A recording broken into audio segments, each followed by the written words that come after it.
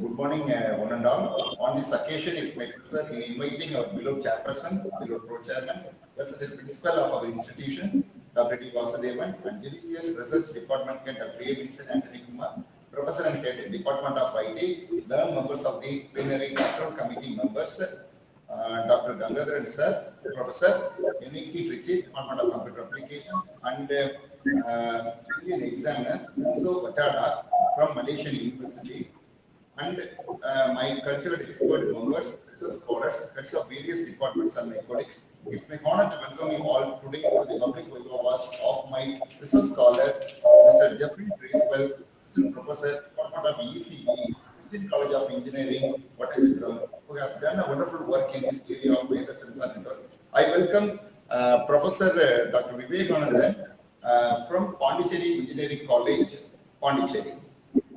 May I invite Mr. Jeffrey Bracewell to defend his PhD research work. Sir, is it audible, sir? Yes, sir. Yes, sir. Audible. Yes, sir. Yes. Good morning, sir. I'm Jeffrey Bracewell, research scholar. The title of my presentation is Efficient Techniques for Motion Estimation and Event Detection in Video Surveillance. I'm guided by Dr. S. Pavarajan, Professor, Department of Information Technology, PSNA College of Engineering Technology, Technical. The IDC members are Dr. Viva, Professor, Department of Electronics and Communication Engineering, College of Engineering and Chennai, GT Campus, and Dr. S. Timbangaram, Professor, Department of Electronics and Communication and Engineering, College of Engineering, Madurai. And I'd like to thank Department Examiner Dr. Jindal Patana, Professor, Department of Computer and Information Science, University of Technology, Economas, Malaysia. I'd like to welcome Dr. G.R. Gangadharan, Associate Professor, Department of Computer Applications, IIT Tiruchirappalli, as Indian examiner, who was my Indian examiner. I'd also like to welcome my expert member for this meeting, Dr. K. Raman, Professor, Department of Computer Science and Engineering, Pondicherry Engineering College, Pondicherry. So, outline of my talk, you can abstract challenges, objectives. So, in the first module, we'll talk about an efficient motion estimation technique for video coding. In the second module, Sorry for interruption, Mr. Jeffin. yes, sir. Audio கேட்கல. Please, sir. Sir? Sir, ஆடியோவே கேட்கல sir அவங்க presentation உண்டு. Hello?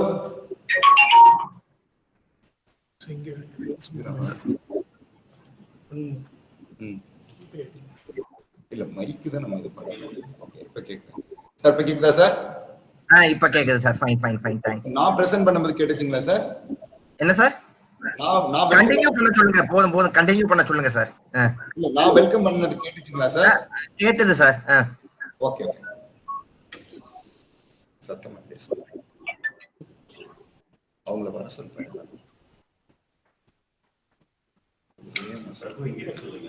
So, my module 3 will be an automatic validation system for smart home equipment, followed by summary of my work, conclusion and scope of future work.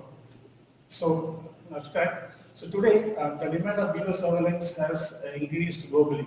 So video surveillance has wide range of applications in traffic monitoring, crowd control, autonomous integrations, and theft and fall detections in bank, household, and business organization, etc. And also, the demand for HD cameras is more preferred globally rather than ordinary format. Moreover, we globally prefer multi-view approach.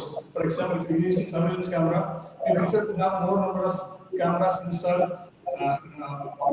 to have multi-view approach.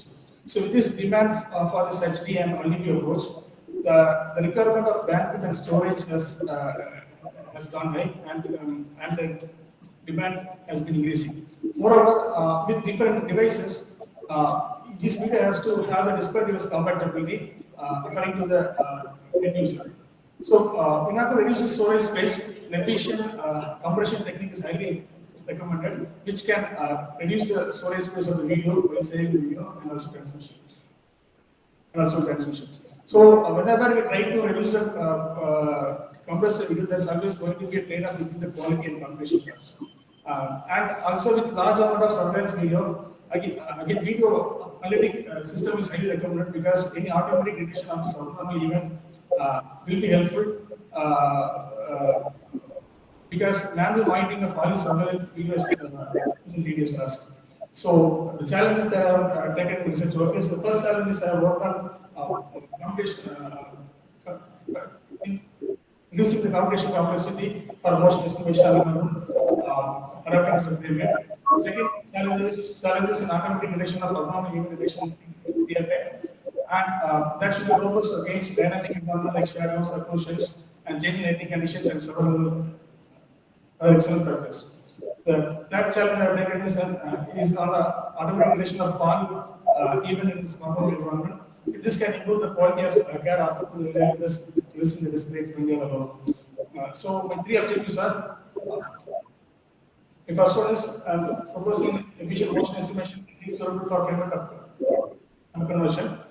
My second objective is proposing a dynamic background modeling for effective movement detection for surveillance application. Third one is automatic detection of all event home services conditioning approach. So this is a overview of my work. In module 1, I worked on video compression, or just worked on application of motion estimation.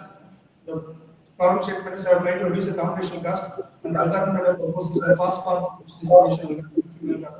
And the matrices that I used for comparisons, PSNR, SSM, and computational cost. The second module and third module I have taken worked on the application of video surveillance.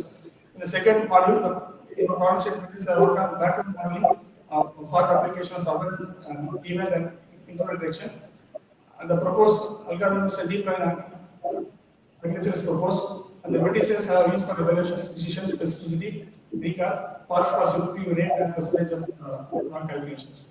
In the third module, I worked on fall detections, and my problem statements are worked on automatic detection of fall events. I have proposed a hybrid approach using SVM, and the matrices that I use are accuracy and average. So let's start with the first module. My first module is the efficient motion estimation for video.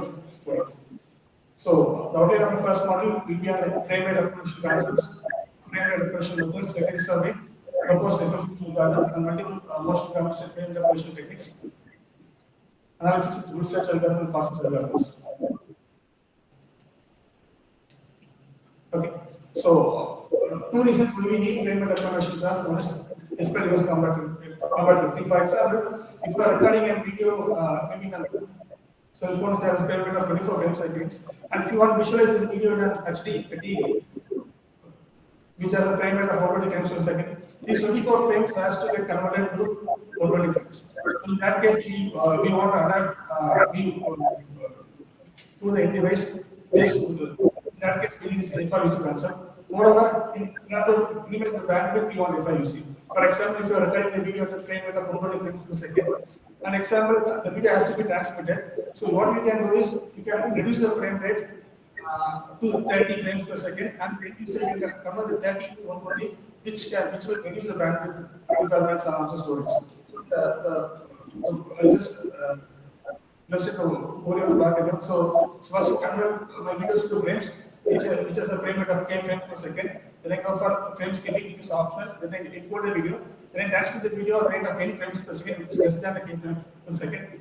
Then I transmit to the channel. I receive at the rate of n frames per second. Then I encode the video. Then I convert it to n frames per second, which is the frame rate of the image. So this diagram is just a simple illustration of FRUC concept. So the frames you can know the original frames. So if I want to convert. If I want to increase the frame rate, I can interpolate multiple frames between two frames. For example, you can see the frame rate conversion frames are interpolated, like these white frames are actually frames that are interpolated. So the methods that are already available are like frame representation. So frame representation is simple, nothing but making or duplicating the copy of the physical frame. For example, if you have frame number 1 and 2, I'll just make the copy of frame number 1 and keep the frame number. This is a very easy and simple computation technique, but it causes motion jerkiness in non-stationary frames. The second is frame averaging. This also is taking the mean value of 2 frames. For example, if you want to interpolate 2 frames, frame 1 and 2, I just take the mean value of frame number 1 and 2, and I just interpolate, and I just interpolation. This works the motion of the frame, between two frames is after, but if the motion is that is the most efficiently used method, motion compensated frame interpolations. So motion compensated frame rate operation consists of object movements when it generates a debit frame. It includes two steps.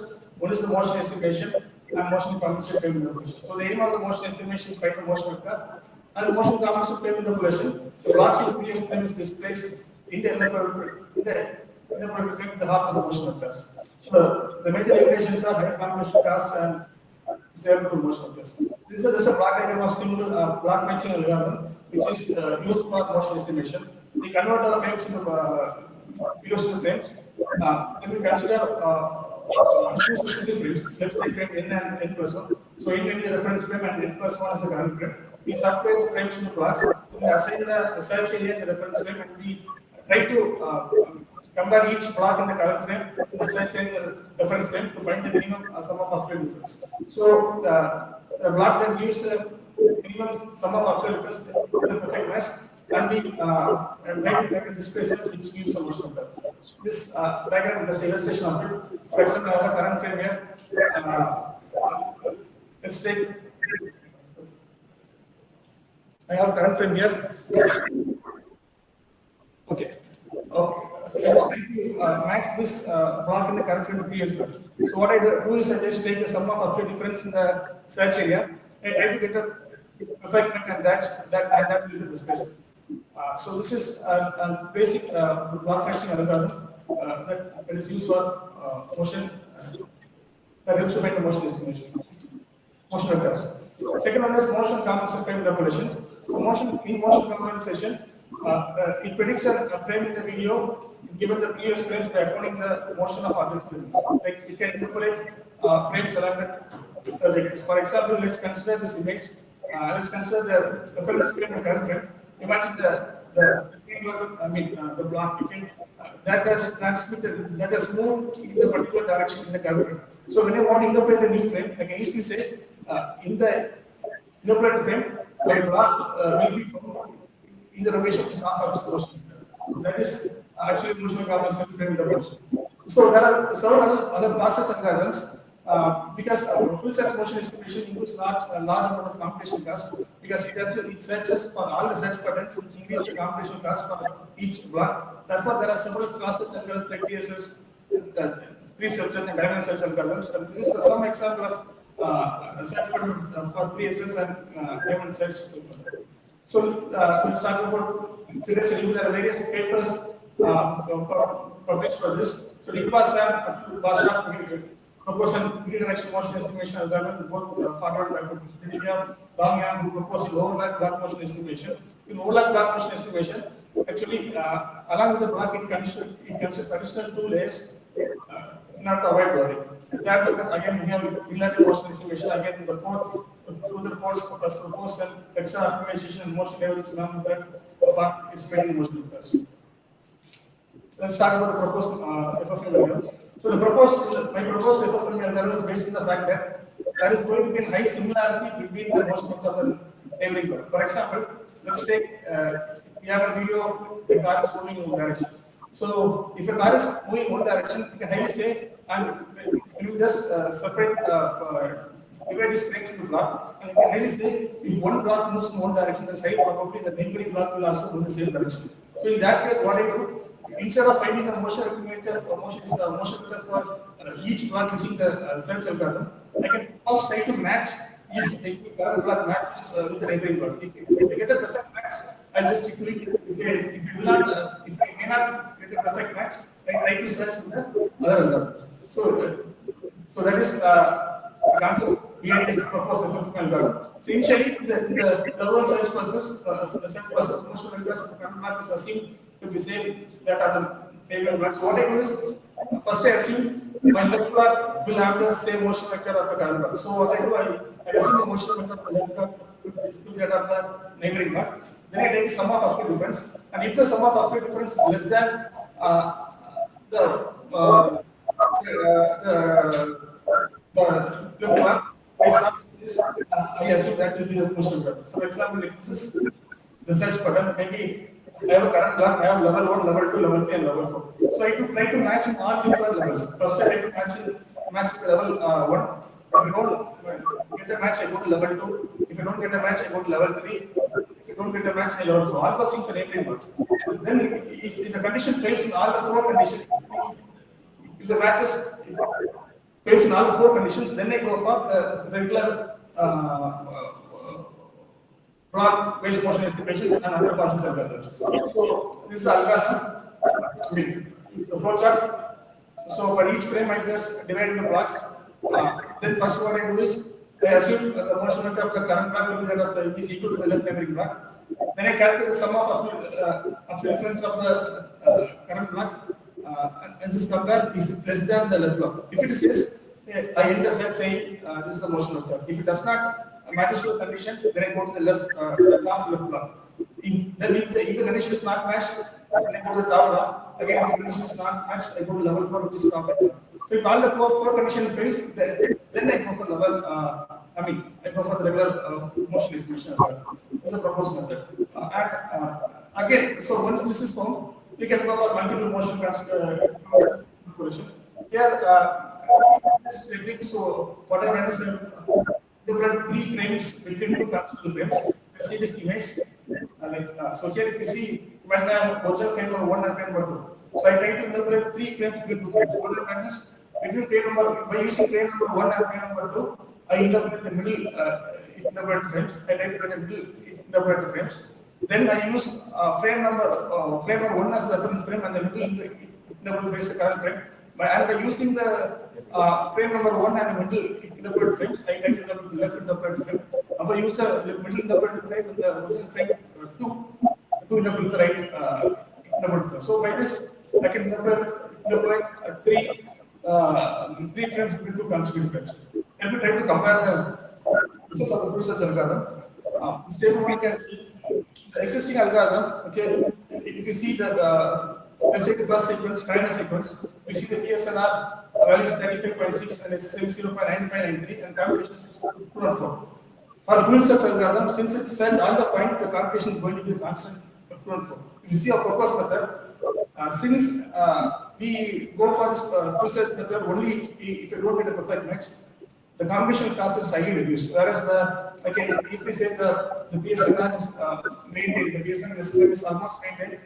Maybe with a small offset of minus 2% or 3% for this algorithm. So you can see the combination was 204, and here on the proposed method, the combination was highly reduced, maybe like up to 4 times, like 59.97. So I just try to plot this table in the graph. So I can just you see this red color graph show the data for the proposed method. If you see the PSR is maintained highly and the combination cost is highly reduced. And again, this is next figure is the figure for SSIM. The same thing, the combination cost is highly reduced where the PSR, the SSIM is maintained. So SSIM is structural similarity. Again, in the next step, I have tried to combine the analysis with 3 subsets.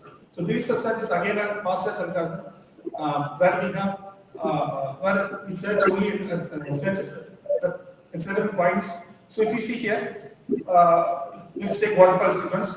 The PSNR is 92.54 and SSM is 0.922 and computation is 24. The overall, in an average, the computation cost for existing method is 24, around 24. And if we see the proposed method, you can see yes, there is a small deviation in PSNR, or there is a small offset in PSNR for TS algorithm, but the computation cost is reduced at least 3 times. So, this is the comparison with one algorithm. Then you can see again this part of the graph. Here you can see that how well the computational cost is reduced by comparing to PSNR, and also how well the SSIM is reduced by comparing to PSNR. Then I have also compared my results with diamond search algorithm, where you can see in the proposed method, you can see the computation cost, which is around which is an average of around 5. Whereas in the proposed method is around 12, and if you see the PSNR, for example, let's take the silent sequence. that are well more the frames. So the PSMR is 33.7, whereas and the proposed is 30. So there's a small deviation, but the computation class is reaching to a larger extent. Hello. It is just a plot of the table. Compares PSMR and the computational complexity. And this is the comparison. This is a competition. Afternoon கொடுத்து அனுப்புறேன்னு சொல்லுங்க. Afternoon afternoon கொஞ்சம் late ஆயிடுச்சு. Sir, shall we proceed? So in the second module, okay, another background modeling technique for proven explanation done here. So what we have done here is we have tried to propose an application for video surveillance, for the application of integral detections, and also for abandoned observations. So for all those these surveillance applications, the basics background modeling. So I worked on background modeling. We compare our results with background modeling with the standard data sets. Then we use this background modeling for the application of unattended observations and also integral detections. So the outline is background modeling. We'll talk and previous survey proposed background modeling method. I'll talk about applications on unattended object detections and application towards unmanned event surveillance, and then I'll just evaluate all those three methods. So let's talk about background modeling. So background modeling is one of the major field linguistics for multiple applications in Viva surveillance and traffic monitoring. So the main fundamental here is based on background subtraction, and the efficiency of the background subtraction will depend on background modeling. So in real time, this background model is a dynamic environment. For example, this is which changes because of luminance and motions, because of camera and background, also environmental conditions like night, rain, snow, etc. So the results are quite permanent for static and weak. The background as a static environment, the results are permanent, whereas for dynamic environment, it's highly prone to false circuit. So let's talk about few literature review. Study then check the proposal universal multi-mode background subtraction method. Then he has used multiple background models. So based on lighting conditions, he choose which background model to use. So this method proposes better results, but higher in computation cost because it includes multiple background models. Then we have Kate to say he proposed a video surveillance system for a crowded scenario. So here the motion information are actually of the normal behavior model. Then histogram of the magnitude calculator in order to classify if the event is normal or abnormal. Then we have Suatal was proposal deep learning architecture like appearance and motion deep learning. It learns the visual information of the normal pattern. One class is used for classification. We have Mohammed K. who say to propose in scene architecture who for fire detections. So it automatically learns the features of from raw data, but the limitation is we suffer from high false alarm rate. So let's talk about proposed method. So in a proposed method, I convert videos into frames. Then I divide my frames into blocks. I train it to auto-update network. Then I get output of image patches, and I regroup the image patches to form the diagram model. For training, I use two steps. One is speed training is done using RPM, and fine tuning is done using back propagation. So it's a main framework of a proposed method. You can see. So what I do is, with the first incoming set of frames, I try to generate a background model, and with the subsequent frames, maybe T plus 1. From P1 to PT, I try to generate a background model. Then the subsequent frame, I do the background subtraction to get a forward object. So let me talk about the auto-encoding network. So the auto-encoding network that I use the deep learning architecture that I use is an auto-encoding network. Is an artificial neural network that has the ability to represent the different output same as the input, and VD layer-wise approach is used, and PTN is done using RBM. So VD layer-wise approach involves training only at 10, while fishing the parameters for the other layer. So this is the diagram.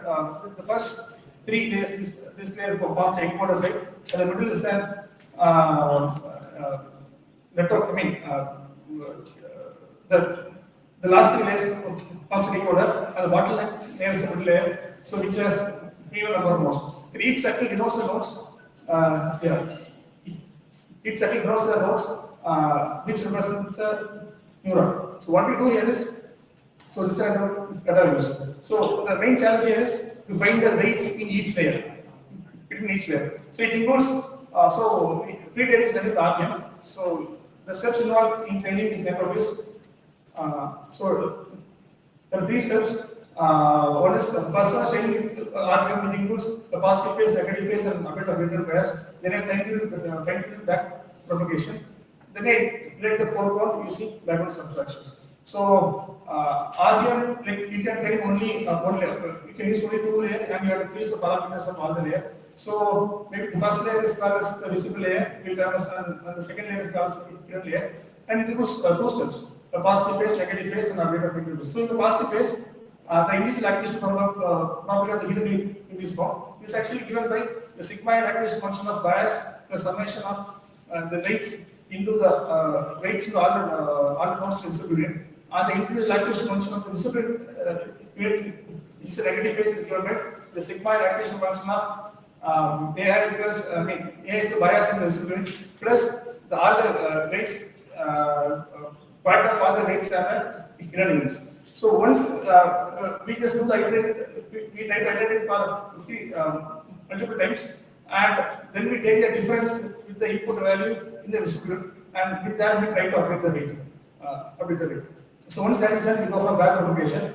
It includes a forward pass where the error, the output layer is computed, and is found by the error is equal to QL minus Y. The QL is activation in the last layer, and Y is the desired output.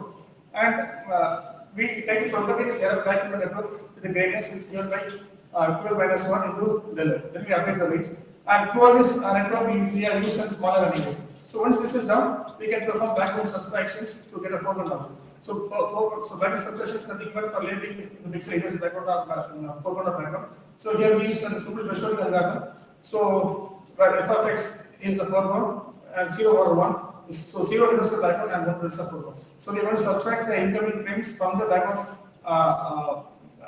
image, model image to get a foreground.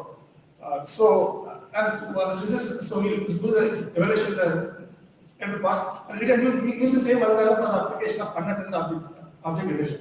This is because, for example, here the concept is we try to develop multiple background models with different frame. For example, with the first 1,000 frames, we try to generate reference background model. The next 1,000 frames, we try to generate the next background model. And the subsequent, for example, let's take with T frames. For each T interval, we keep on generating the background model at lower learning rates. The advantage of using lower learning rate is it will not capture all the motion information. Only the objects that remain static will get captured, and the dynamic, the moving information will not be captured in this background model. So then we go for dual background subtraction to get the foreground object or the abandoned object instead. So this is what I have explained. We can also use this application for unmanned modular surveillance. This is same as the diagram that I have showed in my previous figure. So what I can do is I can first train the background model, generate the background model in an unmanned zero. Then I can perform background subtraction for a 14 minute to detect the foreground object. I will compare our results. So the first challenge here is to selection of learning rate. So I use different learning rate 0.1, 0.0001, 0.001. I have tried to evaluate which is the best learning rate for the iteration. So I have used ABS to serve data sets by using specific precision F measure to as a vertices to have based on this form. I can use the learning rate of 0.001. So for my entire architecture, I use the initial learning rate of 0.001. So once I use this, I have just evaluated this with the help of the CNET 2014. It has various challenges like illumination changes, environmental conditions like night, rain, snow, turbulence, it has various challenges. It altogether includes 11 category figures with 4 to 6 category in each figure. And this is an image, these are some background models that are developed for each categories. This is just a comparison of my foreground extractions with some existing method. Next one is we'll go for quantitative analysis. By comparing our results with other set of algorithm can see my algorithm performs well for specific recall and precision, whereas for FPR and PwC the value should go down and it is equally smaller than compared to other methods. Now I'll just use this for evaluating for the purpose of untitled application. I've used 3 different data sets. One is AV, this is the results for AVSS 2007 IPS AV data sets. So it's a scenario where, you know, and realization environment where people comes and moves, where you can see where one man comes and plays a bag nearby and he leaves the bag. So by using this background modeling technique, this background model, my background model can easily train or it can easily only select the bag that remains static, and all the moving environment actually moves up. So if you see, okay, this is this compared with one results, and then I can easily perform backward subtraction to get a foreground object. So this is by comparing with ABC's 2007 IPS data sets, and I have used other several data sets, PELS 2006. There are several 6 videos. I have just displayed the results for 4 videos. You can see rectangular block where we have the object. Again, I have compared with other data sets in the same PELS sequence, and you can see some rectangular. So if you see the video, it has people moving by, but a person comes and keeps the bag. Only that the object that remains static for a long amount of time will get easily captured, and you can perform background subtraction to detect this abandoned object. Again, I have used for the trained with earlier data sets.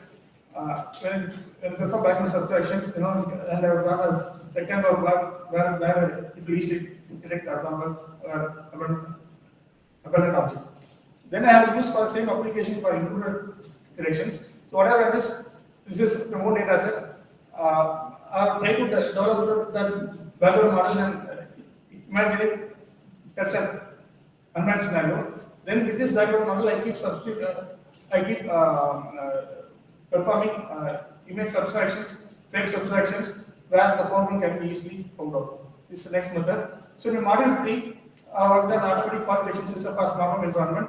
So I'll be talking about the fault detections, introductions, the methods in fault detections, detailed survey, proposed method, and evaluation fault detections. So you know the earlier system and application are extensively investigated nowadays to enhance the quality of care, which helps to detect emergency situations and monitor the well-being of elderly people. Moreover, fault incidents are considered as a major problem among the elderly. It often results in serious physical and psychological consequences. The rapid reduction of fall events may reduce the mortality and increase the risk of survival.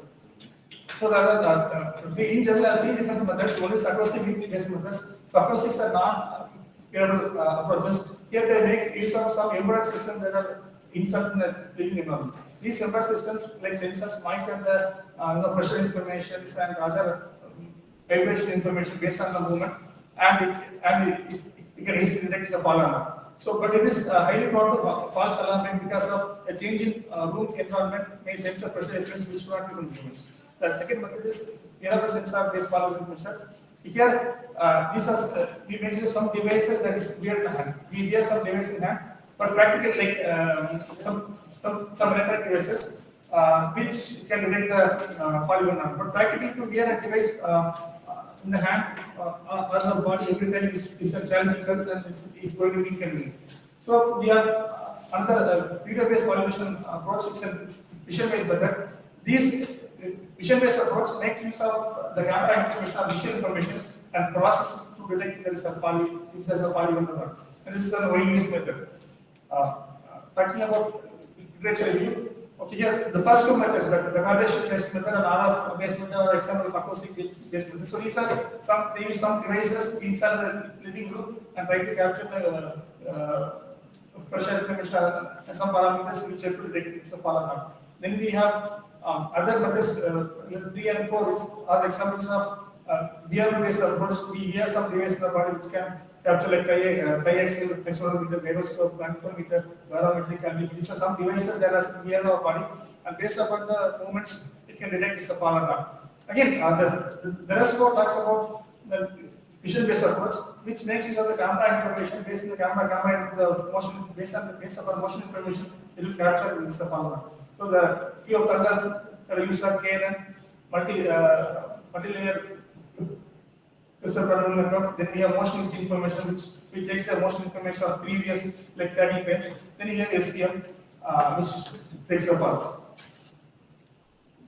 So see here the proposed method involves forward segmentation. Okay, I try to generate a background model. For the generated background model, for the input video, I try to take the forward object, then I subject it to get it assign keyframes. For each keyframe, I subject it to classification and to label it whether it is an fall or on activity. So the 4 steps are forward segmentation, training, which is model generation, which also is model generation, keyframe extraction and classification of keyframes. This is flowchart proposal. First, I try to generate a background model. Then, for incoming frames, I try to excite the foreground. For each foreground, I try to calculate the centroid, optical flow informations, and electrical informations. So, I won't be subjecting each frame to classification. So, I try to find this a keyframe. So, keyframe I found by seeing if there is going to be maximum displacement. So, if there is going to be a maximum displacement of in both horizontal and vertical direction, then I go for classification. I use two major advantages. I use 2 different classifiers. I mean, single classifiers are 2 different features. I'm going to classify for spatial and temporal features. And if both use the same results, I'll end it. And if both the classifier if both the features are going to give different results, then I use for again just to find out the changing orientations. Then based on that, I try to find out the fall or not. So it includes the first step is forward segmentation, is the process of extract the forward person from the scene. So in order to segment the moving human from 7 million in real time, an adaptive background mixture model is used. So each pixel is marked as a mixture of Gaussian and the other which is non-approximation methods or a bit of it. The pixel is classified as background if it matches to the Gaussian distribution, and if it does not match to the Gaussian distribution, it's classified as program. The second is model training. So we take a few samples from both the data and try to generate a background model. So two background models are generated, spatial and temporal. So for generating the background model, use SVM classifier. And we use for taking the temporal features, we use Lucas and the optical flow method. So keyframe extraction. So we won't be allowing all the frames for classifications. The point there is frames. Keyframes are frames that have this larger motion, because if you allow all the frames for classifications, going to include time complexity. So we assume that if somebody is going to fall, they will be having either larger horizontal or vertical motion. So we try to calculate centroid and see if they having if the centroid is having the large displacement. Only if it has larger displacement, we allow for classification. That's nothing but keyframe generation. So once we do that, we allow for classifications. Again, we allow assume classification for both spatial and temporal features. So if both gives a perfect result, same results, no issues. But if both gives a different results, what we do is we try to again consider additional parameters, changing orientation to decide if it's a fall or not. So these are just change in orientation or a displacement of centroid for each frames for a sequence. And this is this image just represents optical flow motion information for 2 frames from fall sequence. So we just do the evaluations. So I've used UR fall duration data sets containing 70 videos, 30 seconds for fall and 40 for normality. So by using only spatial data or the spatial features, what you can see is all the 30 is generated correctly as 30, but among the 40 daily activities, 8 is generated false and only 32 is generated correctly. So the accuracy will be around 88 and error rate will be 11.42. But if you use both spatial and temporal, the template I will just use both spatial and temporal. By using both spatial and temporal, what we can see is the daily activity among the daily activity 38 is generated correctly, only 2 is classified. So you get the accuracy of 97.14 and error rate is reduced to 2.84 using both the features. I'll just compare my results with other like K and resume classifier. So based on this, you can see algorithm has better accuracy, precision, specificity, and sensitivity. The summary of the work is propose a new FFM algorithm which fastens the process of distribution of motion vector by 20 milliframes. Again, we propose a background modeling technique for forward extraction using deep learning architecture. So the proposed background model is used in abundant object division application and also in applications. We also investigate the validation technique, the application of elderly monitoring. It also reduces the false alarm rate and 2-stage decision classifier used to detect the false activity. So the conclusion is the new FFM algorithm proposed reduces the combination cost by 70%. The proposed deep learning architecture outperforms all other state of art methods, and they're suitable for applications of finite computations and improved relations. Finally, there is also investigate a fault ratio technique by incorporating, since we are using code spatial temporal features, it will reduce the faults rate. So the scope of feature work is the work can be extended in which of the comment the unique information from different camera in a single image by using visual techniques which could reduce the complexity and increase the efficiency. Our recent publications are through SC and multiple next conference, and these are the references. And thank you. Same questions? Any questions? Yeah, thanks, Mr. Jeffrey. Dear professor, he has presented a wonderful presentation on his and different his research work in front of the audience. May I welcome the subject expert and the Indian examiner to give some choruses. Hello, professor. Hello, professor. Is it audible? Yes, sir. Yes, sir. You will give the first chance to audiences, sir. If Gangadharan sir okay for sir, maybe you can. Any questions from audience? Hello. Hello. Hello, Professor Gangadharan sir. Sir Vivekanandan sir சொல்றாங்க audience question first. Okay.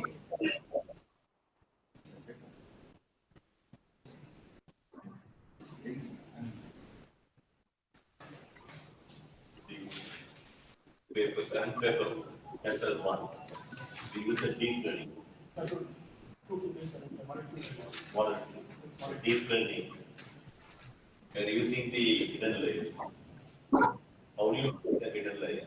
Number of layers for the 1, 2. And how we get in the accuracy level? Even for that is just use 3 layers. One input layer, one hidden layer, and output layer. So use 3 different layers versus one input, one output, and one hidden. Others compare the results how well the expression is perfect. I use 2 and 3.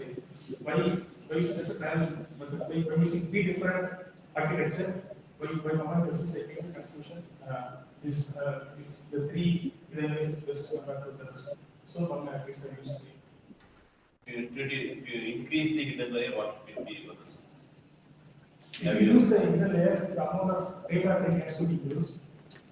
The amount of training information has to go right. And then that is Go to that slide.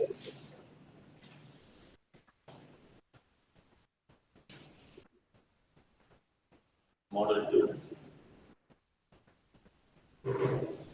The deep learning.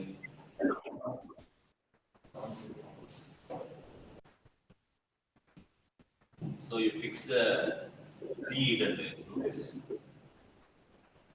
So if you increase the number of hidden layers, what it will be output, whether it will be answer will be resulted to the yes, if you're going to increase the amount of training data has to be large. The data you get from, but for this, for the data Fixed. for the data this was sufficient. They got best results. Have you fixed any in the literature whether you have seen any only the 3 hidden layer is used here? Or? No, actually, there are certain algorithms in literature. In some techniques they are used, but I have tried with single layer, multiple layers. Where I found this is perfect. I found it was perfect. Yeah. So I use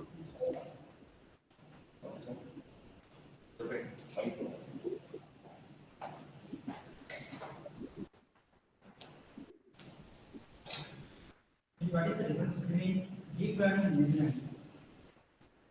See, actually, deep learning makes use of pure networks, whereas machine learning we don't go for pure networks. And also, in deep learning, is any use if the efficiency is very higher if the data is large, and machine learning is preferred if you have smaller amount of data, machine learning is very preferred. It's very different. So deep learning uses new network architecture, whereas machine learning is actually More questions. Model 3 just you are using segmentation, image segmentation, video segmentation. Then you are going to extract, just training the data. Which type of training data? type of Training. Training. No, from the data itself, I have taken like 5 sequences, 5 data data.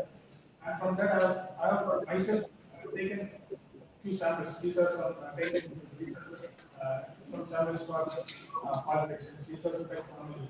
So I have trained that data. I have just 2 minutes, and that's what I did in the model. Output distributed the computational complexity reduces to 76%. That is for the first model. Third one, total conversion. That's a total conversion. Overall conversion. That's the only one. Thank you. So any other queries?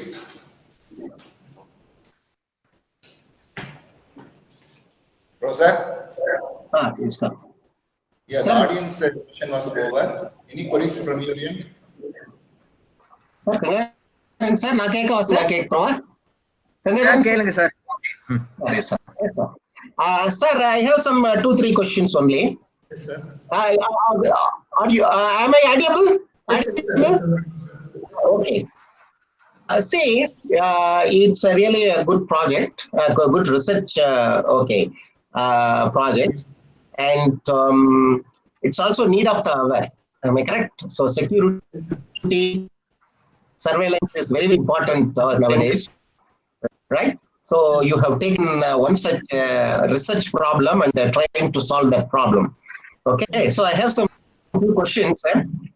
In your discussions, you have not highlighted what is the novelty in each of the algorithm which you have designed.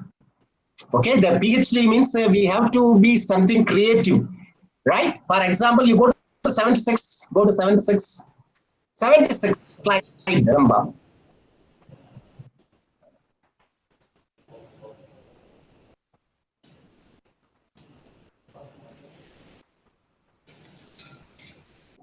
Yes, sir. What is the novelty? Whether you have applied the existing algorithm or you have something, you have introduced something new or extended.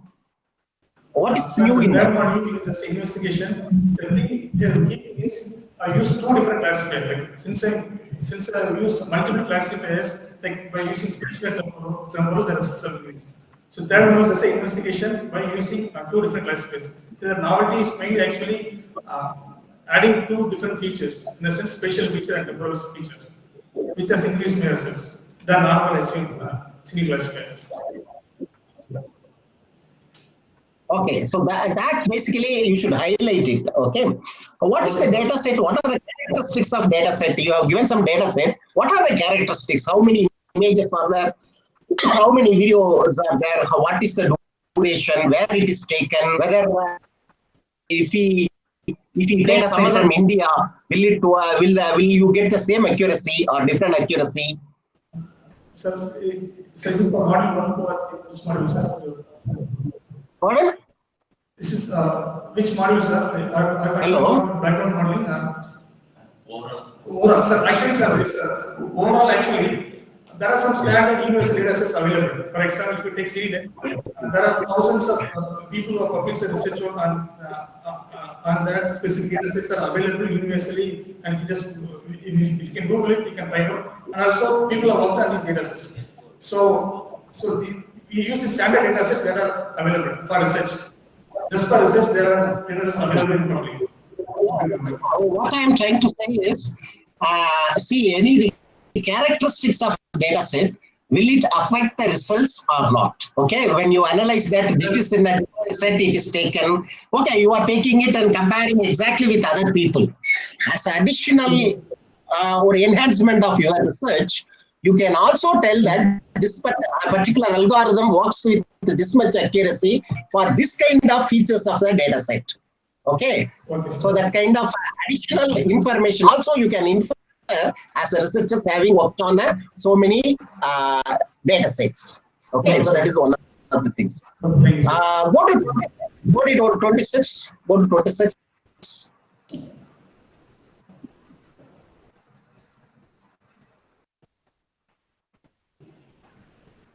Yes, sir.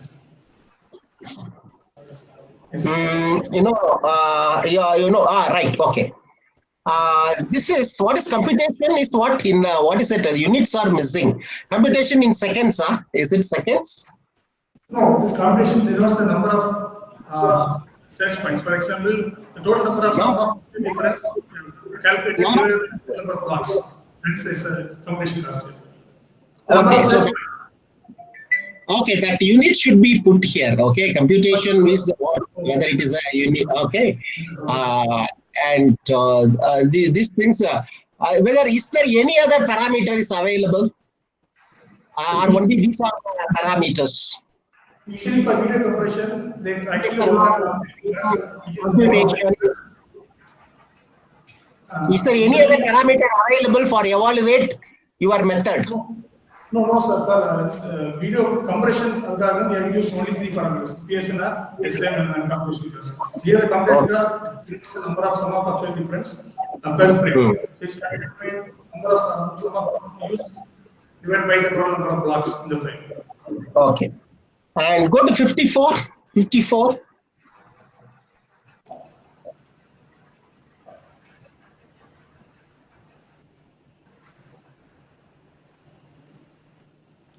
Yes, sir.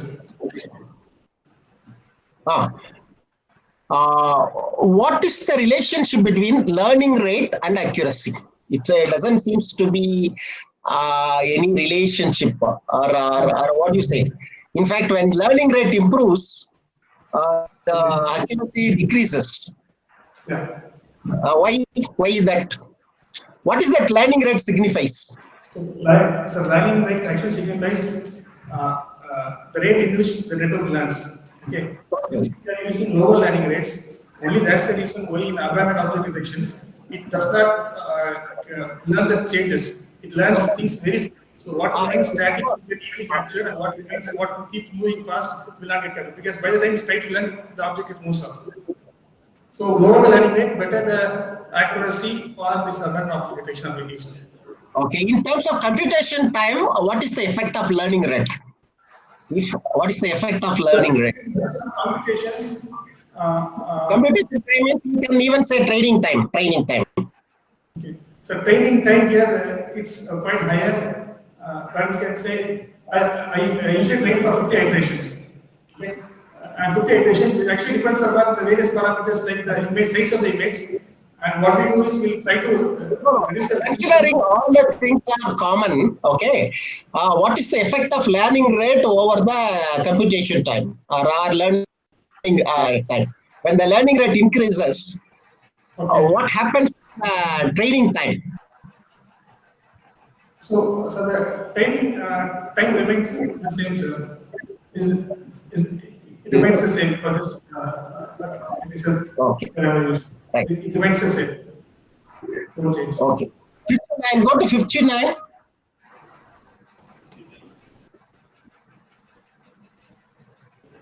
Yes, sir. Yes, sir. Yes, sir. This unattended object, how do you identify unattended object? But it is nobody is nearby, or it is there for so long without moving, and which parameter? Actually, these are data sets that are available for this application, exclusively for this application globally. And so in that video, if you see, okay, actually these are data that are available for research purpose, okay, for this application. So here, actually, if you see the entire video, people keeps moving by. A person comes, he places, he comes with the bag, and he stands with the bag for quite a amount of time. Then he leaves the bag and go. So this bag that remains isolated is considered a suspicious object and remains unattended. And later he comes and he takes a bag. That's what I mentioned in the small table where you can see from the total number of frames is 5,400. This video has 5,400 frames, and the frame starts from 252. Maybe the object comes to the scene that actually starts from the frame number 1,766 to 2008. So from 2010, the bag remains isolated with the man nearby. Then the man leaves the place from 2856 to 4840. So again, after 5030 or framework 5030, he comes and take the bed. So this is actually the characteristics of the video that I have downloaded and I have studied and just made a summary of it. Okay, okay. Just it will say that it will be, you have any alarm kind of things if it is lying there for without. What I have done is, in this case, I just try to mark a rectangle block. Okay. You just see, I just try to plot a rectangle block. So, Okay.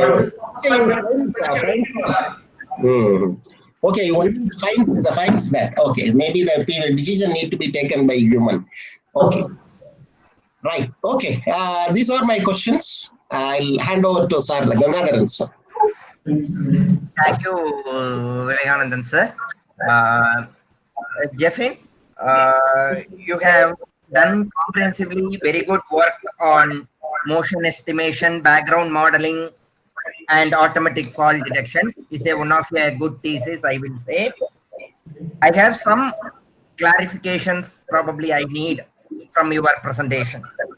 The first thing is, can you justify why your proposed FFME algorithm gives better results?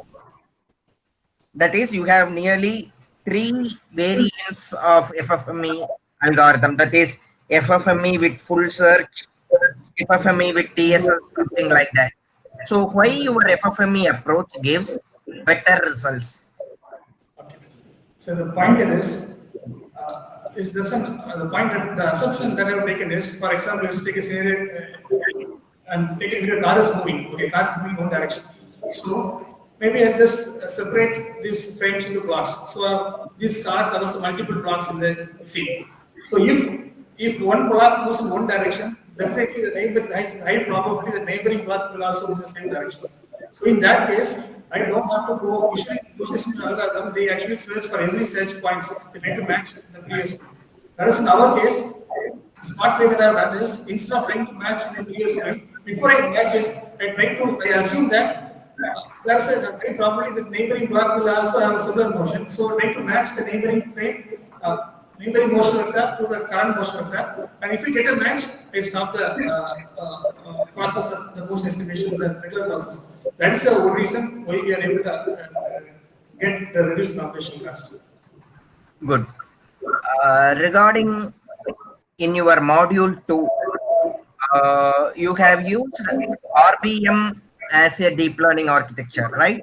Why you have selected RBM? So actually, neural network with various advancements. Before we actually randomly use some weights and directly go for back propagations. So just to increase the accuracy, just to increase the efficiency of the background model, we go for RBM. RBM actually it just fine tunes the weights. It's a process of pre-training. Just we can just fine tune the pre-train the weights so that we will be able to achieve higher accuracy in the background model. That's one reason we go for RBM. This is for pre-training purpose. In your third module of work, you have started with that is automatic fault detection, comparing with other approaches. Like, my question is, what are the drawbacks in wearable sensor-based fault detection methods? So wearable that is, you have mentioned it is not suitable for real-time cases. Why? To wear a device every time in the hand, in your body, it actually causes inconvenience. We can make it for maybe a few hours, but to wear 24/7 in our body, and that definitely is going to cause inconvenience. That's one reason why this wearable is highly preferred. For wearable, we have to wear this device in our body, somewhere in our body, which keeps monitoring our motion information. To wear a device 24/7, and it may cause inconvenience to you. That is one reason why it's not preferred. Okay. In your slide number 83, 83, slide number 83.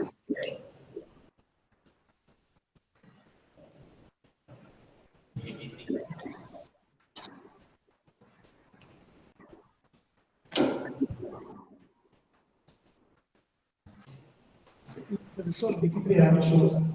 83. So this one?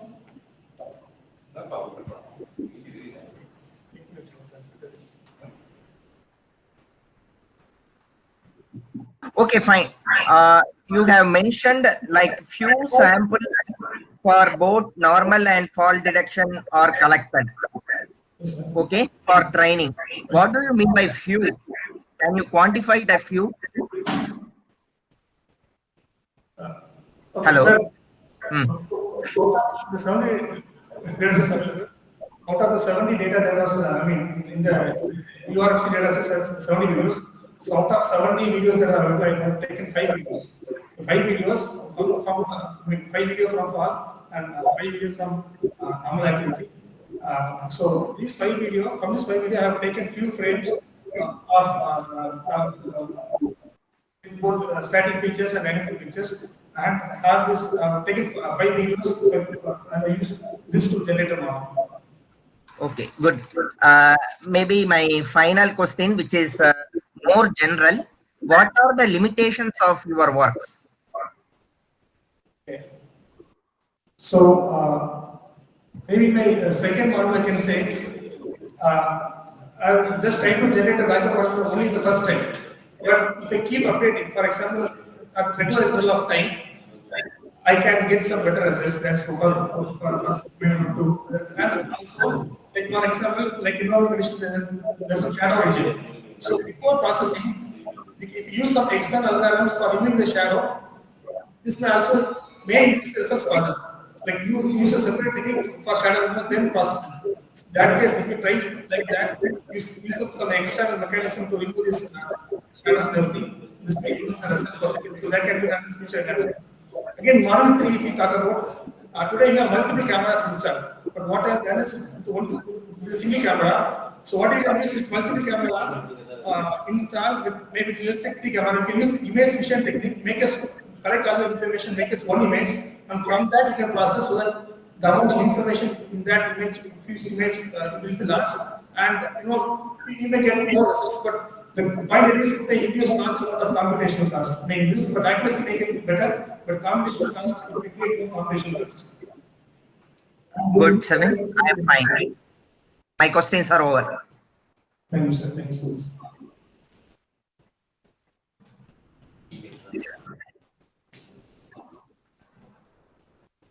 So thank you, Professor. It's a session for the vote of thanks. A big thank you to our Sir, that sir, actually, it need to be concluded before vote of thanks. Sir, the Gangadhar sir, please conclude, sir. PhD கொடுத்துடலாமா sir? கொடுத்துடலாம் sir, கொடுத்துடலாம் sir.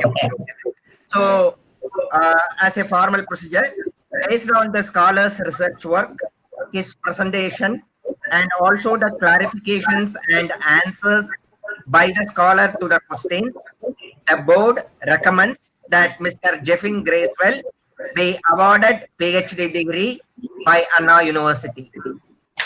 Congratulations, Mr. Jeffin, Dr. Jeffin. Yeah, thank you very much, Professor. Thank you very much. Greetings. Okay, Professor, shall we proceed? Yes, sir. Yes, you can now proceed.